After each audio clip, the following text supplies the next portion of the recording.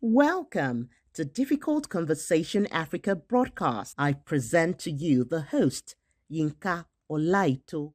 All right, welcome to Difficult Conversation Africa podcast, a platform through which we'll raise issues that many are afraid to raise.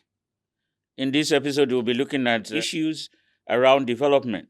Normally, we will always give you the background of the episode topic before we introduce our guest. So let me just give you what this episode is looking at. What if Nigeria's greatest untapped resources isn't oil, but it is stories? Nigerians is rich in culture, history, landscape, festivals, and people. Yet, tourism remains one of our most underutilized development tools. Tourism drives nearly 10% of global GDP, yet Nigeria has less than 4% from a sector rich in culture, history, music, field, and landscape. Before COVID-19, tourism contributed 9 trillion and 3 million jobs. That was almost 40%, which was lost in 1 year.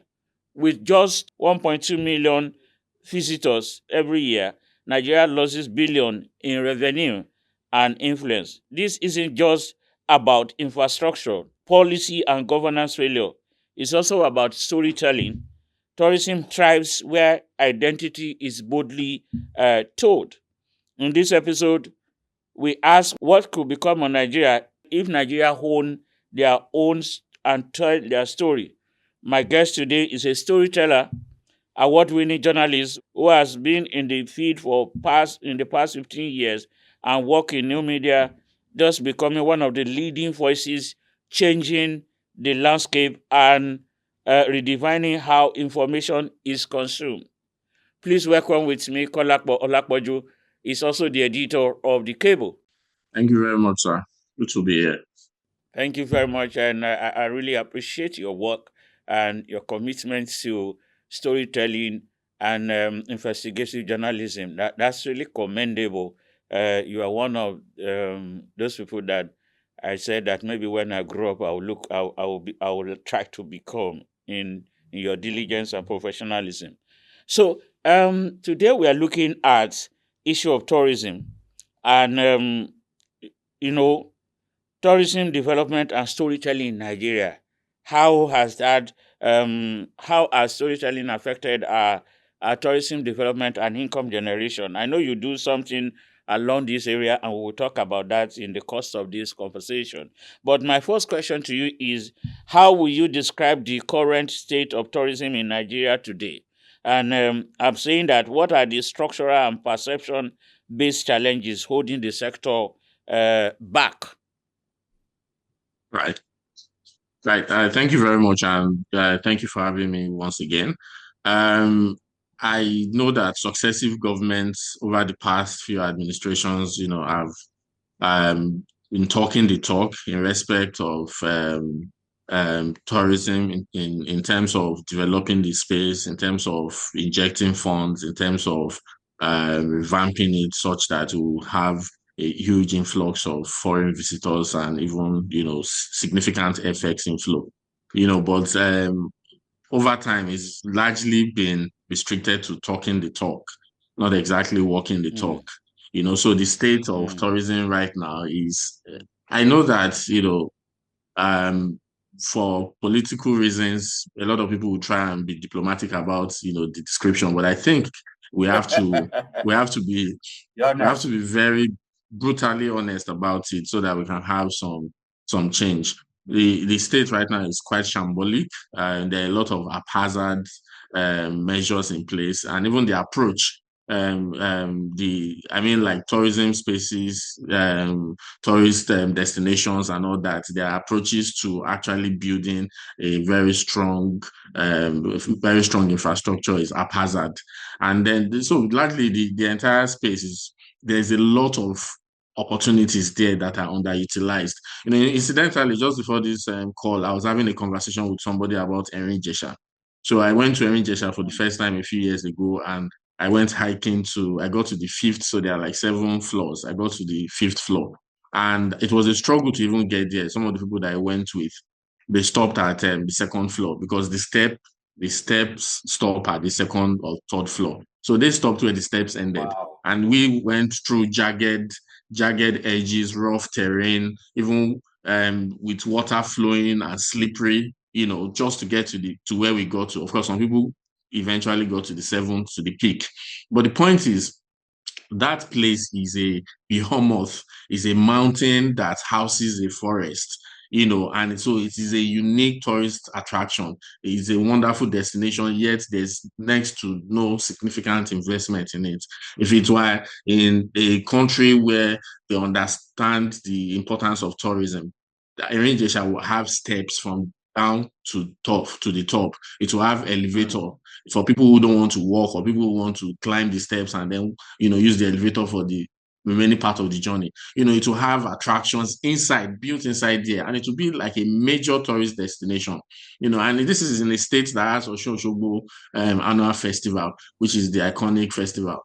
So this is just an example of how shambolic we approach tourist destinations and tourism in this country, and we have it across the board. Yes, there's been some innovation in Ikogosi, thankfully, but we still have a lot of places that, are underutilized. So the approach from the government side is haphazard, is almost like knee-jerk. So you have a governor that maybe just likes a sport or has somebody in his ears that is telling him about one of the tourist destinations in the state, and he decides to invest in it. So it's not like there's a careful and well laid out plan for how to harness. Of course, we hear the new Minister of Tourism, saying a lot of interesting things. We hope that there'll be some results from some of those talk, and it will not end in just talk, but largely there's no cohesive synergized approach nationwide in terms of harnessing the benefits in tourist destination and tourism as a sector.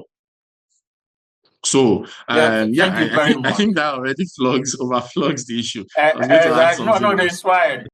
No, it shows that you're a storyteller and you are deep in you have a deep knowledge in it.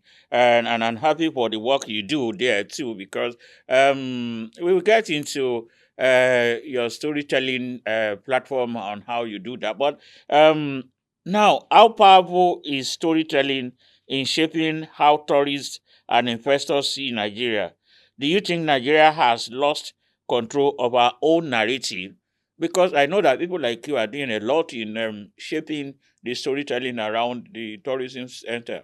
But do you think that we have lost we have lost it in our storytelling? Interesting. That's an interesting question. So I don't think we've lost it, but I think that we are not doing enough. And I'm not saying we are not doing enough because we don't have the capacity to do enough, but largely because there are a lot of constraints. Say, for example, even tourism storytelling, tourism journalism. How many tourism journalism do you know? How many travel journalism that are active? We have the likes of Belu Awofeso, who has been doing it for a long time and is doing brilliantly. But how many are doing it with him? And I know the challenges that he has to endure on a yearly basis to get some brilliant stories out about some tourist sector, tourist destination or new experience or new initiative. It takes a lot, So what is happening is that we don't have enough people doing it. And if you ask around, if you do like a small research, the crux of the problem is funding. How many platforms actually are even encouraging? How many platforms can bring out money right now and say, okay, as a travel reporter, take this 1.5 million, go and attend this festival. Go and attend this festival, write a great story about it, such that it's content for us. And, the ripple effect is you promoting this place, of course, which is our responsibility as Nigerians too. So how many platforms can do that? It's a lot of money, because that 1.5 million will pay salaries of a number of staff members at the end of the month. So there's really no significant investment in certain spaces. However, there are still ways around it, because, for example, we have writers, we have storytellers in every state in the country. right? So, but when there's no incentive to tell stories about, attractions or destinations around me, I won't really, because at the end of the day, the economic situation does not really encourage me to just be doing pro bono storytelling, when I'm drinking Gary at home. So there has to be some incentive for storytellers. We have storytellers. Nigeria is a country of storytellers. We have storytellers in Jos who can tell the stories about the attractions there. We have those in Taraba. So if as a newsroom we don't necessarily have the funds to deploy from Lagos or Abuja or wherever you are to other states, we can engage people in all that states, but still there's still the funding constraint. Of course, that is more of a reduced investment as opposed to deploying a reporter. But at the end of the day, there's still that approach. But how many people are doing it? So that's a challenge. And even from the government sector, from the government end, that's something that the government has to be very intentional about, because it is how a narrative is built that is sold that we shape how people understand or perceive that thing. And perception is a very important tool, because if people believe that coming to this place has mythical connotations, has spiritual connotations, has supernatural connotation and all that, that's a lot of reasons to drive that impetus to make them want to come to these places from all over the world. But when nobody's telling that story, and when indeed those places actually have those, strong stories around them, but nobody is telling those stories, it's going to play a huge role in how much you're able to attract people down there. So storytelling is extremely important. We are not doing enough of it. There are a lot of places that people don't even know about. And that's even the saddest part. The fact that as Nigerians, we don't know the entirety of Nigeria. We don't even know a lot of attractions that are in the north or in the southeast. Even within Southwest, there are a lot of people that live in Lagos don't know that there are a lot of attractions, that a lot of destinations they can go to, out within Southwest, outside of Lagos. So if as Nigerians we don't even know, then how can the foreigners who want their FX, how will they know? So that means that there's a huge gap, there's a huge vacuum. And at some point, if it is viable to foreigners, if they see that there are opportunities there, they'll come and fill the vacuum, because life abhors vacuum. And if there's a vacuum, somebody will fill it, whether for pecuniary purposes or for selfish purposes or for altruistic purposes or for nation building purposes. Somebody will fill it, and whatever happens afterwards, we'll take it like that. So we might as well be the ones to fill the vacuum by actually deploying the necessary resources from the government and and also from storytellers. We also have filmmakers who they should use more of our destinations, because Hollywood has done a lot for the US in terms of that. They've been able to sell America in many ways through the movies that they produce. That's also something that Nollywood can do. So if you notice now, I've mentioned three major stakeholders. There's the media industry, which is the broad media industry, which encompasses journalism, public relations, adverts. There's Nollywood, and then there's government. So it's a collective responsibility to tell the stories of our, tourism ecosystem. I think you've mentioned some of the major points. As a storyteller, you have mentioned the first one, that the fact that there's no funding and nobody want to take up a beat that where you don't get a fame and you don't get money. There must be a motivation. If you do investigative journalism in some areas, at least even if you don't get the money, you get the fame and acknowledgement, global acknowledgement, or you get the money. But here, there's no fame and there's no money. So what should be the motivation of people going to it? You also talk about, and coming back to the policy that you now mentioned, which is the next question that is very important to us here. Why should policymakers and development actors be part of the storytelling mechanism? Beyond the revenue, what does the tourism offer each community? We've talked about, because we can say it's about money, but yes, money is there. But you have said now that it's a multi-stakeholder effort, not just one person's effort. So why should policymakers be involved in this and development actors be involved in the storytelling of our tourism development? Right, right. So let's say the policymakers, the government actors, development actors, those are, international NGOs, international bodies, and, foreign countries as well. They have a common goal, which is development, which is, okay, to improve human capital index, to improve the standard of living, to improve infrastructure and all that. Right. So if you really look at it critically, tourism sort of ties into all of this.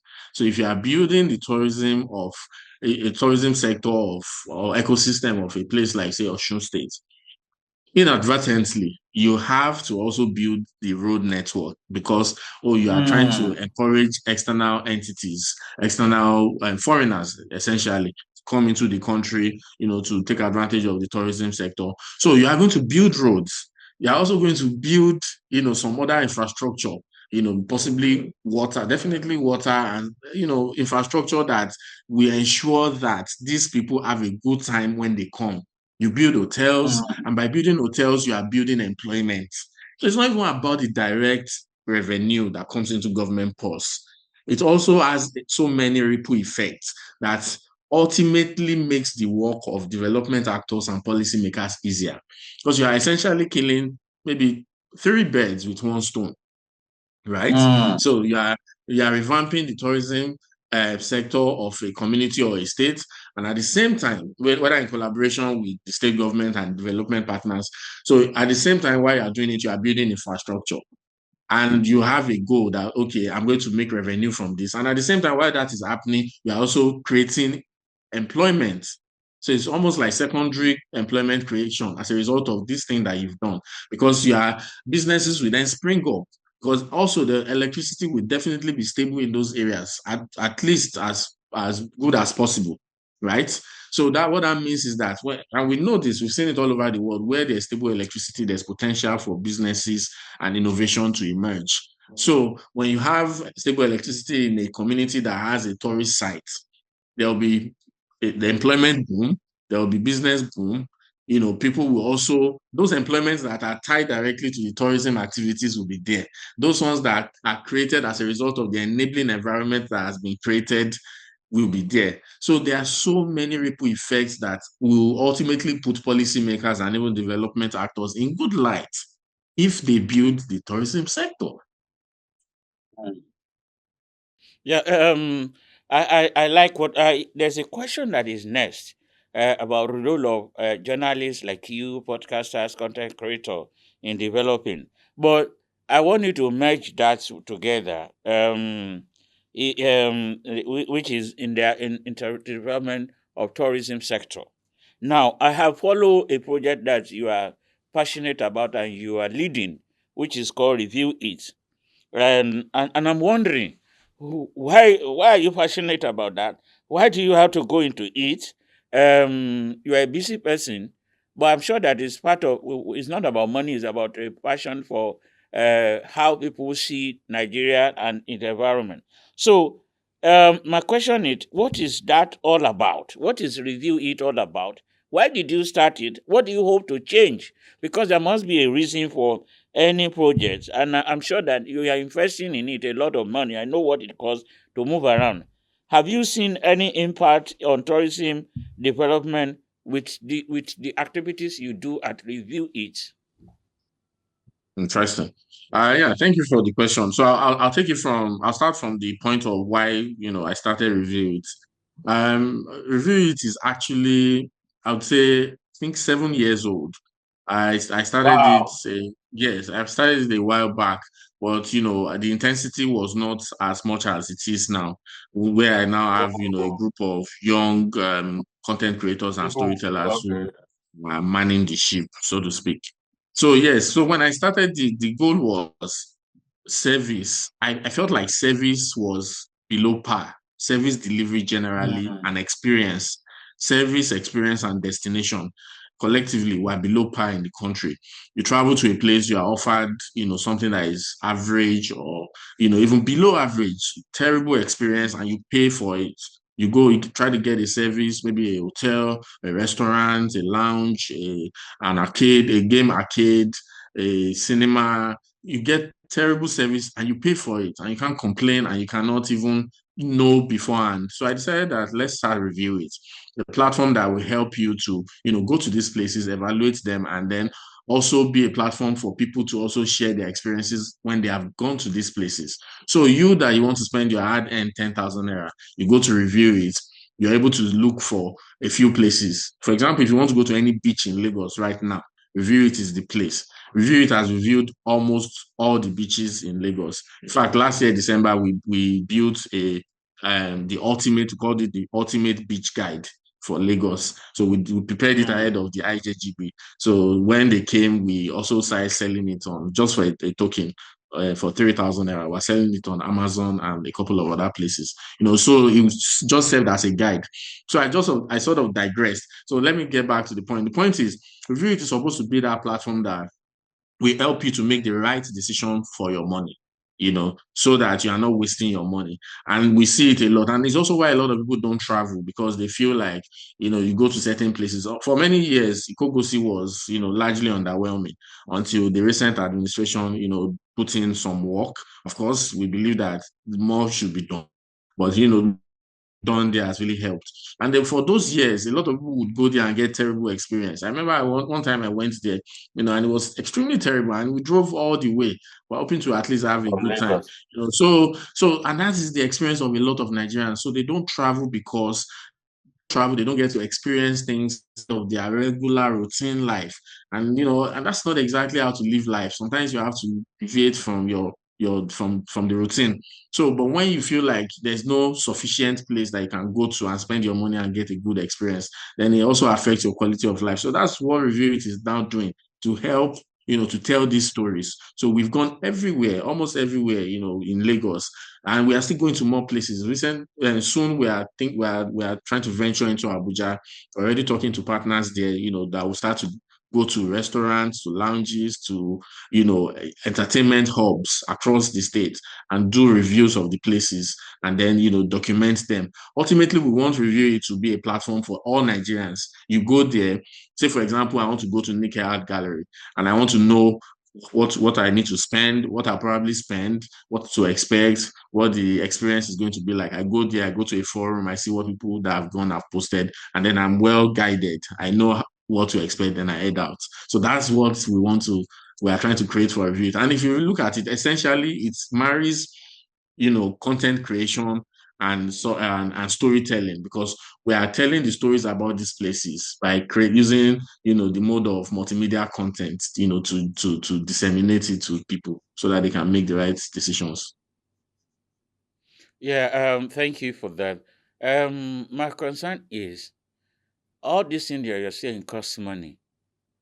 Has it been a viable project for you, or you are just doing it because I just love this thing? And because, see, we have to be honest, journalists hide from, we just say we want to do social whatever. But you have to be able to get good food into your system. What has been the responses of people who follow review is what would they what have you heard from them, maybe their feedback and all of that, despite all the investment you have made? Has it been an encouraging one? Yeah, so it's been a mixed. Largely, it's been encouraging, but I'll take the positive before the negative.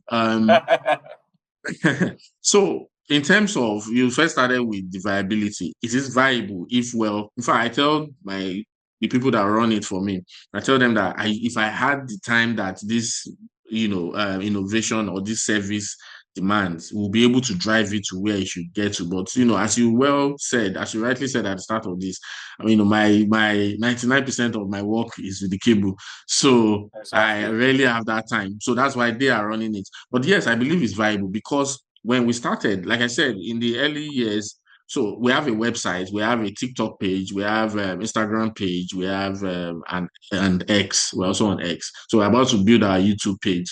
That's the next step. So for the first few years, we were not aggressive, but at least in the past, from 2022 till now, 2023, thereabout till now, we've been a bit more consistent. And in that time, we've been getting, there's hardly any month we don't get sponsored post request, in the sense that people will say, we want you to feature us. So that's not exactly us going out of our way to review a place. This is them calling us that please come and review, and then they pay for it. So we do paid reviews too. So we get that at least every month. We get one. Of course, it's not a lot, but at least it helps. It's the encouragement to show that there's more here if we are more aggressive. We reviewed a lot of places.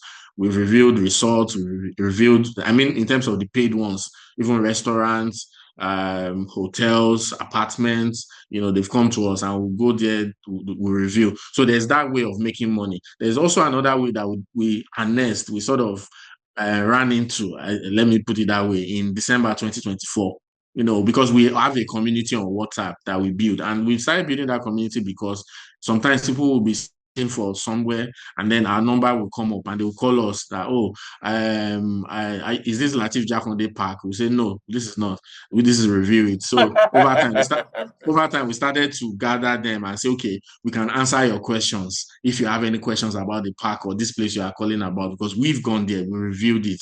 So we started to gather a community. Right now, we have a community of close to 500 on different WhatsApp channels. So that community, at some point, they just started to say, oh, what are we doing this December? And then we were like, what do these guys want? Then they said we should throw a party for them, a beach party. And that was it. So between then and now, we've organized 4 beach parties. One was even a Valentine themed one last year.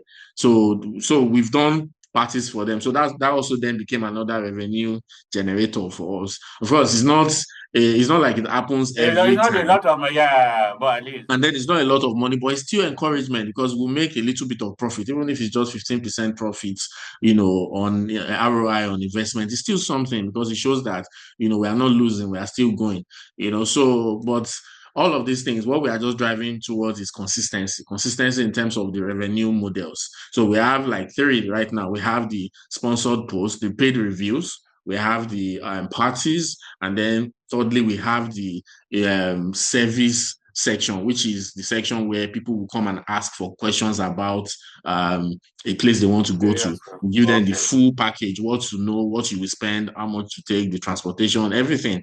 We give them the full package, and then they pay a token. Then the last one is the ebook, the ultimate beach guide. So we want to do some other guides, maybe the ultimate restaurant guide, the ultimate booker guide, so all those things. So there are opportunities there.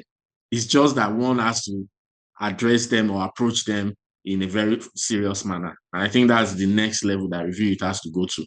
So yes, it can be viable.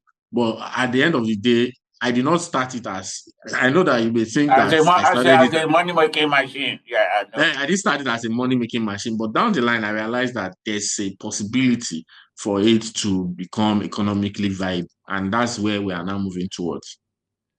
No, that's not part of our question, but it's good because there'll be a lot of younger guys who are interested in things like that and said, do I have to waste my time? Do I have to waste my life? I would just want to establish that passion first before you think of money. And anything you do well, it will always attract money when you do it very well. So for younger generation content creators who are thinking some areas are not viable, yes, you will not get money overnight, but at least if you do it very well, and you see that that's over time. Yeah, that's why we asked that question. So, what role does government policy play in shaping tourism narrative? How does inconsistent in policy affect tourism development, especially in Nigeria, for you?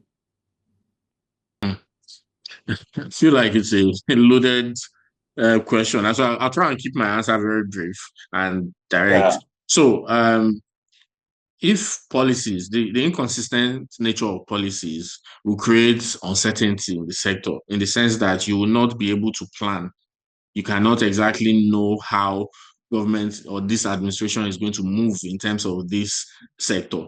So particularly tourism for now, there's not been that clear direction in terms of what government wants to do. So if the entire creative sector, if the entire tourism sector, and what else, the art sector, they are being treated as the next, they are being said to be the next best thing, right? but there's no intentionality behind them, behind the talk that they are talking. They're not putting funding there. They're not putting infrastructure there. They are not also ensuring that they create the enabling environment for people to put there, because sometimes people have money that they want to invest, but it's just because they are not sure of what the policy is saying or what the sector is saying, or the foundation is not yet laid. And who is going to lay the foundation? It has to be the government, from the creative sector to the tourism sector.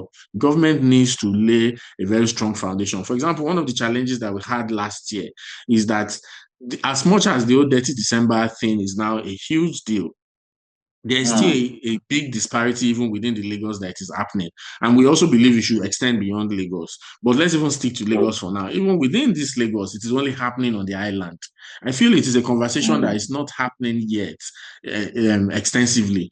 The mainland largely feels the effect, hardly rather feels the effect of Dirty December, like island. And when you start to interrogate these things, they tell you that it's because there are no infrastructures. What space do you have on the mainland that can take 5,000 people, that has the infrastructure, not just an open field, but that has the infrastructure to accommodate them and service them for a concert? And when we start having these conversations, it all goes back to government, because the government has to be able to provide that, either the government or the private sector. But where the private sector will only first think about the money. If I'm going to bring 5 point something billion to build this, how much am I going to make? When will I get my investment back, my capital back? When will there be profit and all that?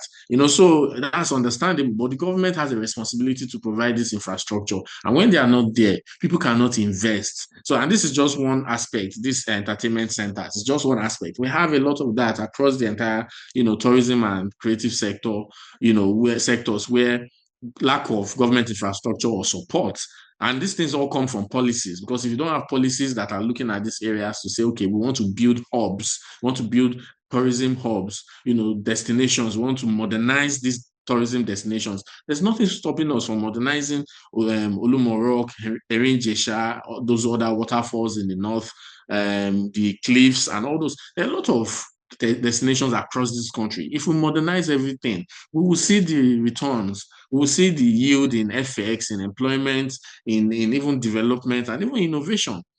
So without that, without clear government policies, without consistent policies that, there's follow through in terms of continuity, the sector will just keep gasping for breath, as it has been doing for the past few decades. Yeah, thank you very well. Because of our time, I'll mark the last two questions so that we can stay within the limit of time.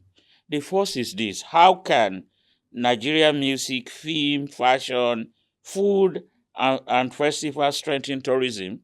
Are we missing opportunity to connect culture to destination? And that's one. Then, what lesson can Nigeria learn from countries that have successfully branded tourism through storytelling? How do we adapt this lesson to our own? For instance, we have Thailand, we have South Africa, we have Namibia, who are really attracting the best in terms of tourism. So, what lesson can Nigeria learn from this country as we round up? Don't forget the first question: how can Nigeria film, music, food, and culture contribute the opportunity? And what lesson can Nigeria learn from successful countries who have gone into tourism and are really making the money? Particularly Thailand, we have Namibia in Africa, we have South Africa, and Rwanda is also raising their head in attracting a lot of people. Yeah. Yeah, thank you. So I'll take the first one. Music, food, culture, how they can, the role they can play in terms of boosting this sector. So like I mentioned earlier, right? A lot of our, Nollywood film practitioners, they have a responsibility, but at the same time, they have constraints. So it just creates that challenge for them. Because if you ask, for example, we are talking about a movie. The Cable is in talks with a production company about a feature length production, right? And one of the first challenges that we've encountered is that we will have to travel with the entire crew, which will cost a lot Ah, of money, which will a lot of cost money. tens of millions. So where Wow. will we even recoup that money? How many movies get to recoup that money? So those are the challenges. But yes, that doesn't take away from the fact that even within the areas where they find themselves, they can look for opportunities to show destinations. And we see it. I will give a perfect example. One of the most used places in music videos is the New Africa Shrine. A lot of artists, there's hardly a year that a Nigerian musician does not shoot a video there.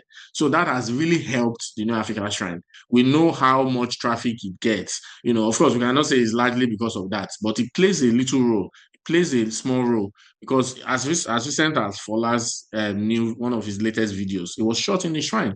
You know, and they try to even use parts of the shrine that are not immediately visible once you enter. So it even piques curiosity in the tourist who says, "Oh, when next I go, I want to go to this place that I shot this video." And those are the benefits. The same thing with movies too. When you go to these places, even within your locality, if you don't necessarily have to travel or you don't have funds to travel and you're shooting in Lagos, there are places to go to in Lagos. You can go to Badagry Beach, you can go to Ekpe and some other spots where they have, iconic places where you can shoot, and then at least get it in the eyeballs of millions of people that are going to watch your film. And also the same applies to, our content creators, because from time to time they create content and these guys are starting to make money. So sometimes come outside of your room, go outside, make content outside and try and show attractions in your city and let the world see it. So there's no way that we can extricate entertainment from culture, because at the end of the day, Nigeria is a country that's very rich in culture, and we have a lot of culture. So the fact that we already have that resources, because it's a huge resources, because there are many countries that they don't have the diversity that we have in terms of tribes. And how are we maximizing it? There are people that, if they, even as a Nigerian, when I sometimes I hear about a tribe and I'm curious about their ways, their food, their practices, their tradition. So that's the same way a foreigner that wants to come into Nigeria will be. It's not, everything doesn't start and end in Lagos. You can go to a state like Kwara and learn certain things that you've never heard before and see a whole culture that will be so fascinating to you. And then you go back, you bring in more people. That's how tourism is built. So we need our content creators, our filmmakers, our musicians to start to show some of these things so that people from outside the country, even people in the country, in other parts of the country, I know a lot of things that I've seen, that I've watched, and because of that, I've been motivated to travel to those places. So, and there are millions of Nigerians just like me, not to talk of foreigners who want to come in because of maybe the food that is eaten in Southeast Nigeria, or the way of life in Northwest Nigeria, or even the fabric that they wear in Southwest. We need to show these things so that people can come. So you cannot extricate culture from tourism. Tourism feeds into culture because it is that culture that is the pull, is the one that attracts people, that, okay, I want to go and see that thing, I want to go and experience that thing. And how to replicate what is successful in countries that have been able to build their tourism sector. I think, first of all, there has to be a sincerity that we want to build this place, this tourism ecosystem. Because I feel like that's what is lacking so far. So for over all the ministers we've had, commissioners in different states. Of course, we have some states that, have a few success stories like Ekiti, I mentioned earlier. But there's not been that universal sincerity across the board that, okay, everybody has a mandate to build the tourism destinations or modernize them in their states.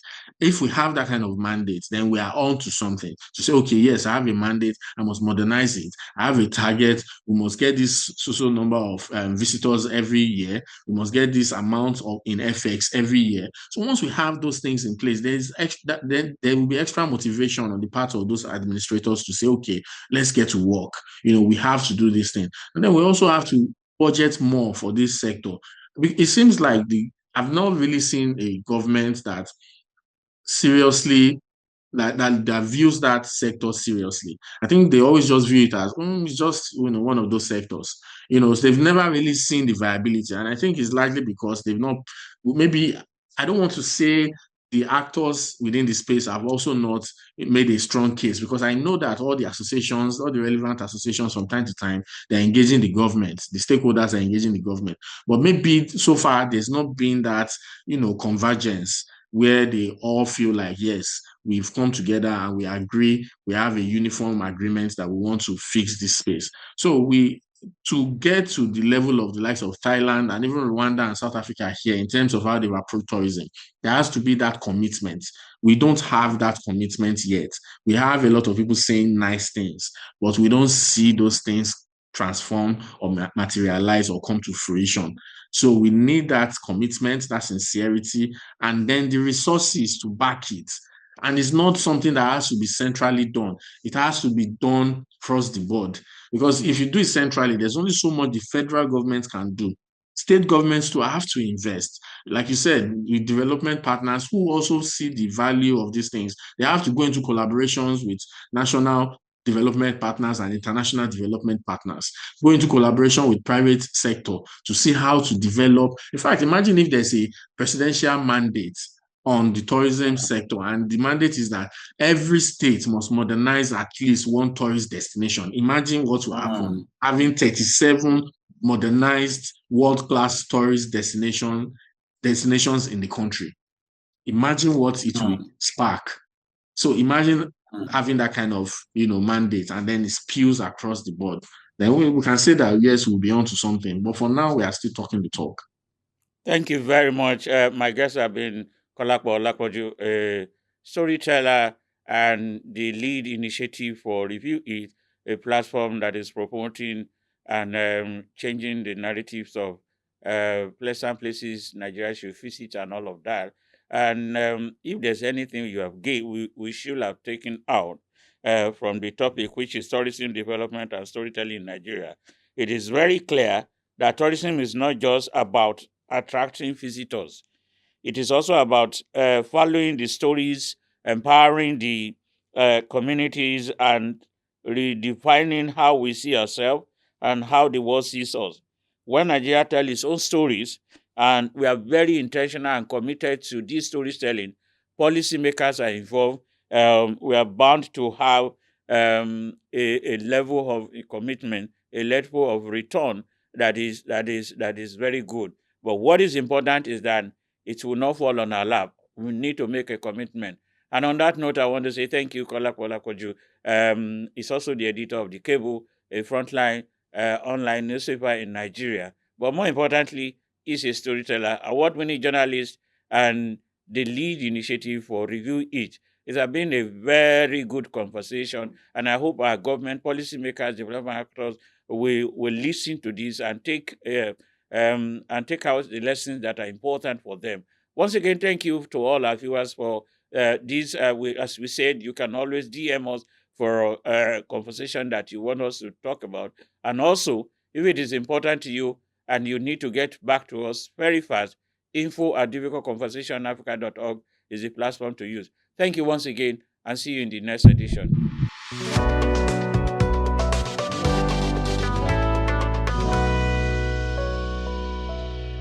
Thank you for listening to this episode. For inquiry, please send an email to info@difficultconversationafrica.org. Telephone 0809 591. Please follow us on YouTube, Facebook, Instagram, and Twitter at Difficult Conversation Africa. See you soon.